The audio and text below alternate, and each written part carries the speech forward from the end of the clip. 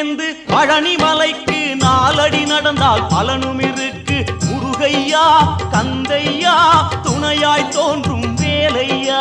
முருகையா கந்தையா துணையாய் தோன்றும் வேலையா. அறுபடை வீடும் சொத்தாகும், ஆண்டி என்பது பேராகும். காவடி ஏந்தும் நெஞ்சம் எல்லாம் முருகன் வாழும் ஊராகும். தேகம் அவனது பேராகும். வேல் முருகா அரோகரா.